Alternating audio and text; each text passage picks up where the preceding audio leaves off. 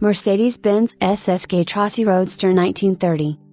One of the most revered sports cars in the world is the SSK, and this one features the most dramatic body of them all. It's nicknamed after Carlo Trossi, who was its first owner and had close connections to the industry. In fact, he had the foresight to be an initial investor of Scuderia Ferrari and later became the team's president. Trossi knew where to get the best cars in the world, and he purchased an SSK when it was a sports car of choice. They were designed by Ferdinand Porsche and became known as white elephants for their brute force.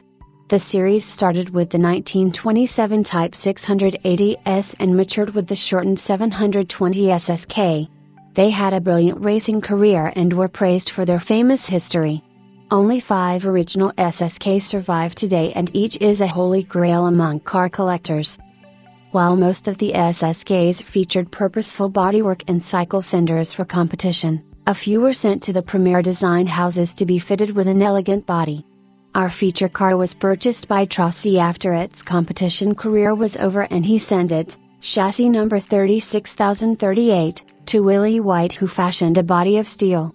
White was a relatively unknown coach builder, and he formed the body to Trossi's design, which probably explains why the car is simply known as the Trossi Roadster.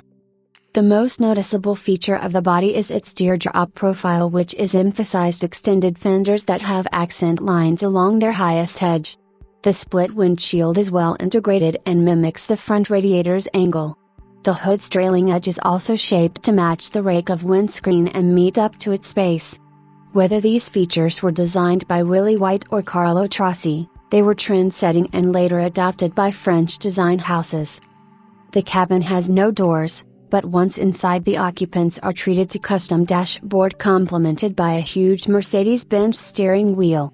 Most of the dials are standard Mercedes-Benz fare, except for a Jaeger-ammeter.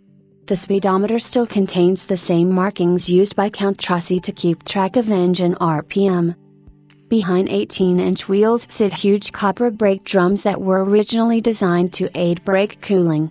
These wheels may have been originally red, but were changed to better match the elegance of the design. This is also true of the upholstery color, which was green, but is now black. Underneath the hood is an engine that completely fills the bay. Displacing nearly 7 liters, the inline-6 provides a full 300 bhp thanks to an elephant supercharger that came straight from the special SSKL. Like them, the forced induction is stepped and only engages when the accelerator is fully pressed. It translates into 300 bhp at 3,400 revolutions per minute and 507 pounds-feet at 2,000 revolutions per minute. It's a wonder that any brakes, yet alone pre-war drums, would be able to cope with the forces of such power and 2 tons of weight. Supposedly, Count Trossi bought and sold this car several times from when he first registered it in 1932 through 1949.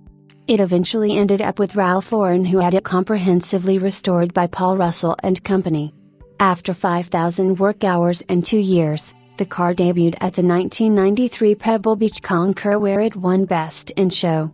The car doubled this trick and its price tag by taking the 2007 Villa d'Este Concours Best in Show as well.